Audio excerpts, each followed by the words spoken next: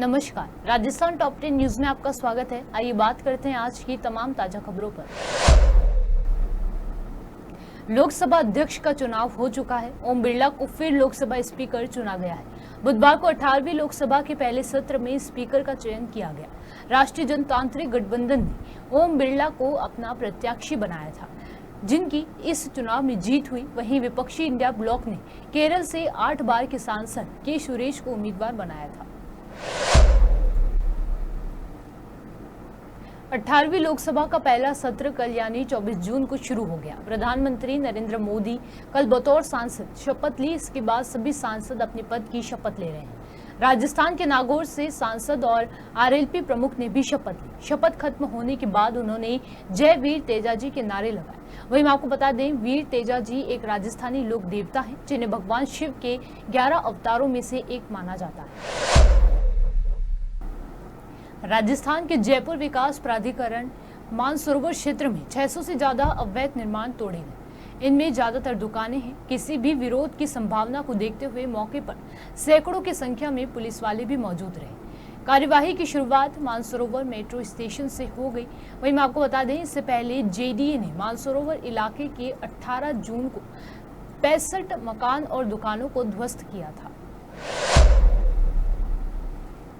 आपातकाल की बरसी पर प्रदेश भर में कई कार्यक्रम आयोजित किए गए। इसी कड़ी में संविधान संरक्षण मंच की तरफ से संगोष्ठी आयोजित की। कार्यक्रम में मुख्य वक्ता मुख्यमंत्री भजनलाल शर्मा थे। इस दौरान सीएम ने कहा कि भारत के संविधान और लोकतंत्र में निष्ठा रखने वाले लोग 25 जून 1975 का दिन कभी नहीं भूल सकते। आज जो लोग लोकतंत्र एवं संविधान बचाने का ढोंग कर रहे हैं, उनके द्वारा इस दिन देश में लागू किया गया आपातकाल लोकतंत्र पर काले धब्बे के समान है। कि आज 25 जून है और 25 जून को आप भली भांति से जानते हैं कि जो लोग आज संविधान की बात करते हैं, उन लोगों ने किस तरह से 25 जून 1975 को संविधान को विखंडन करने का काम किया और इस देश के अंदर जिस तरह से हम काले दिवस के रूप में 25 जून को मनाते हैं, उन्होंने देश को भयावह करने का काम किया। आज इस तरह के मौके पर हमारे संविधान संरक्षण मंच ने ये कार्यक्रम रखा है। मैं आप सभी को बहुत बहुत बधाई और साधुवाद देना चाहता हूं। संविधान हमारे लोकतंत्र और सामाजिक न्याय में प्रतिबद्धता है। मैं आपसे कहना चाहता हूं, संविधान हमारे देश का महत्वपूर्ण दस्तावेज ही नहीं है, एक जीता जागता हमारे देश का ये वो प्राण है जिससे कि लोकतंत्र की नींव, सामाजिक न्याय की व्यवस्था हमारा ये संविधान देता है। आपको पता है, लाखों हजारों उन देशवासियों ने हजारों सालों तक संघर्ष किया, क्योंकि इस देश में के अंदर कभी हूण आए, कभी कुषाण आए, कभी इस्लाम आया तो कभी अंग्रेज आए, क्योंकि देश कबीलों में बटा हुआ था, छोटे छोटे राज्यों में बटा हुआ था। बाहर से लोग आते थे, अपना आधिपत्य जमाते थे, देश को बांट देते थे और राज करते थे। अंग्रेजों ने जिस तरह से इस देश पर राज किया, हमारे उन पूर्वजों का हम ध्यान करें, जिन्होंने अपने मेहनत से, अपनी तपस्या से, अपने बलिदान से इस देश को आजादी कर दिलाने का काम किया। मैं आपसे एक ही बात कहना चाहता हूं, जिन लोगों ने आजादी के लिए संघर्ष किया, वो देश जब आजाद हुआ तो या तो वो उम्र के पड़ाव पर आ गए थे या वो दुनिया से चले गए थे। लेकिन मैं कहना चाहता हूं, देश को आजादी मिली, आजादी के बाद देश की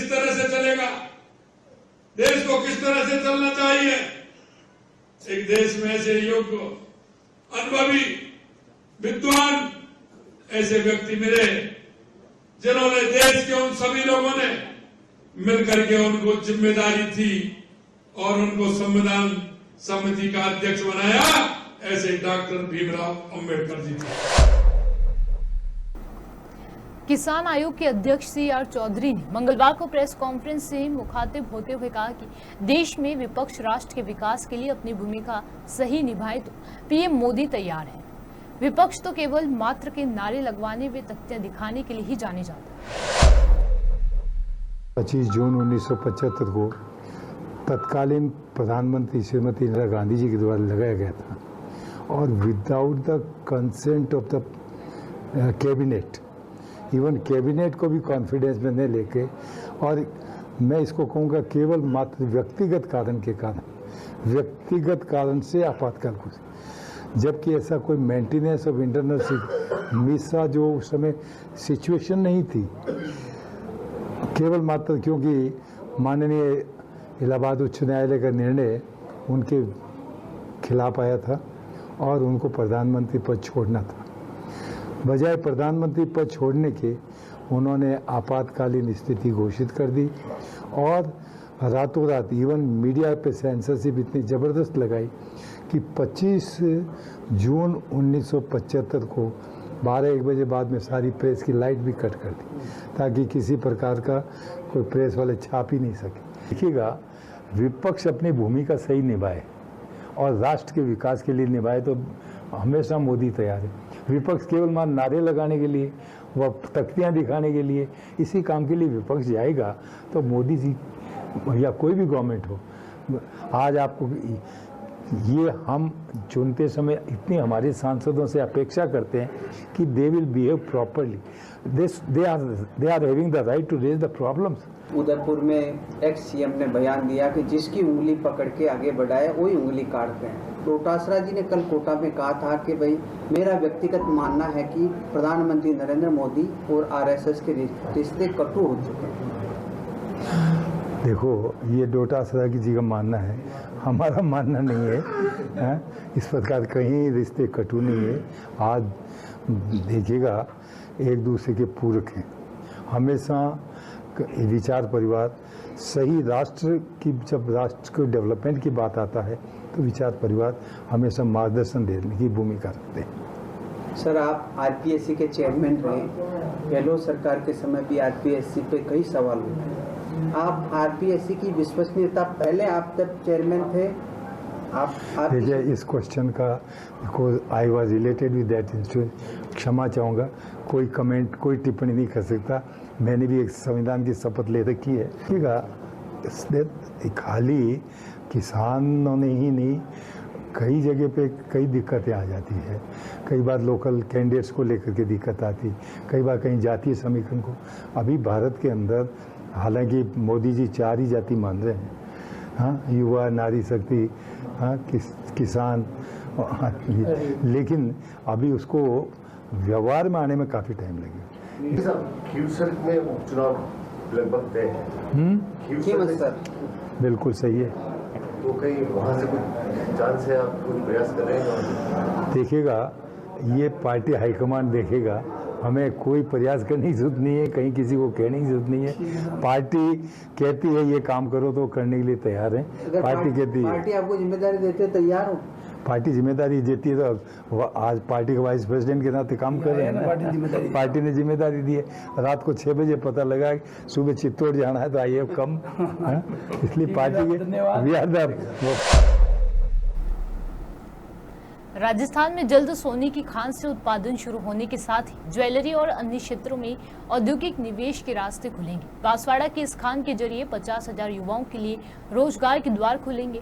खान सचिव ने बताया कि भूकिया जागपुरा की माइनिंग लीज की नीलामी से राज्य सरकार को ऑक्शन के साथ ही अपफ्रंट पेमेंट के रूप में 3 किश्तों में 500 करोड़ रुपए प्राप्त होंगे, जिसकी पहली किस्त 15 दिन में 100 करोड़ प्राप्त हो जाएगी। राजस्थान के मुख्यमंत्री भजनलाल शर्मा का 30 जून को टोंक आने का कार्यक्रम प्रस्तावित हो रहा है। सीएम भजनलाल के टोंक दौरे को ऐतिहासिक बनाने के लिए भाजपा नेताओं ने भागदौड़ शुरू कर दी है। टोंक कृषि मंडी में सीएम भजनलाल शर्मा की विशाल जनसभा का आयोजन रखा गया है, जिसमें सीएम शर्मा किसानों को सम्मान निधि की राशि जारी करेंगे। किस तरह का कार्यक्रम है आज? कार्यक्रम की तैयारी की जायजा ले रहे हैं। 30 जून को माननीय मुख्यमंत्री जी टोंक की धरती पर पधारने का कार्यक्रम है। 65 लाख किसानों को उनके खातों में किसान निधि की पहली किस्त डालने की शुरुआत टोंक से की जाएगी। उसकी तैयारी को लेकर आज जगह को भी, मंडी को भी देखा है, सेकेंडरी ग्राउंड को भी देखा है। तो लगभग ये तय है कि कृषि मंडी के इस प्रांगण के ही में कार्यक्रम को करा जाएगा। उसकी आज तैयारी को लेकर प्रशासनिक अधिकारी भी थे और हमारी पार्टी के सभी वरिष्ठ कार्यकर्ता आज आए थे। प्रदेश के उपाध्यक्ष भाई मुकेश जी दादी साहब भी पधारे थे, उन्होंने भी जगह देखी है। और अब कार्यकर्ता 30 तारीख की तैयारी के लिए लग जाएंगे और जो लक्ष्य 15,000 की संख्या के कार्यकर्ताओं को दिया गया है, निश्चित उसको पूरा करने का काम करेंगे। निश्चित किसान कृषि मंडी में कार्यक्रम है, किसानों का कार्यक्रम है, किसानों के खाते में सीधी किस्त जाने वाली है, तो सीधा कार्यक्रम ही किसानों का है। किसानों में उत्साह भी है, चर्चा की गई थी, बड़ी संख्या में किसान यहाँ पर आने वाला है। बहरोड जिले के धैमी गांव में बीती रात को खनिज विभाग ने अवैध खनन करते 2 जेसीबी और करीब आधा दर्जन ट्रैक्टर ट्रॉली को जब्त किया है। अवैध खनन के खिलाफ की गई कार्यवाही के बाद खनन माफियाओं में हड़कंप मच गया। वहीं आपको बता दें, नीमराना क्षेत्र हरियाणा से जुड़ा होने के कारण यहां से मिट्टी पत्थरों का अवैध खनन जोरों पर है। राजस्थान के खेरतल तिजारा जिले में एक फैक्ट्री में आग लग गई। इस दौरान हादसे में 4 लोगों की मौत हो गई और 10 अन्य घायल हो गए। पुलिस ने बुधवार को इस घटना की जानकारी दी। पुलिस उपाधीक्षक शिवराज सिंह ने बताया कि मंगलवार शाम को भिवाड़ी इलाके में स्थित फैक्ट्री में आग लग गई। उन्होंने बताया कि एक व्यक्ति की मौत हो गई और 10 लोग घायल हो गए, जिन्हें बचा लिया गया। उन्होंने बताया कि आग बुझाने के बाद 3 और शव बरामद किए गए। राजस्थान में कहीं बारिश का दौर जारी है तो कहीं अभी भी लोगों को बौछार का इंतजार है। आलम यह है कि कुछ हिस्सों में तापमान 45 डिग्री सेल्सियस तक दर्ज किया गया है। मंगलवार के मौसम की बात करें तो पूर्वी राजस्थान में कहीं कहीं पर मेघ गर्जन के साथ हल्की से मध्यम वर्षा, जबकि पश्चिमी राजस्थान में मौसम शुष्क रहा। जोधपुर मंडल के जिलों में कहीं कहीं हीट वेव भी दर्ज की गई। राज्य में सर्वाधिक अधिकतम तापमान जैसलमेर में 45.4 डिग्री सेल्सियस दर्ज किया गया है। राजस्थान टॉप 10 न्यूज में आज के लिए सिर्फ इतना ही। देखते रहिए पॉपुलर टीवी। धन्यवाद।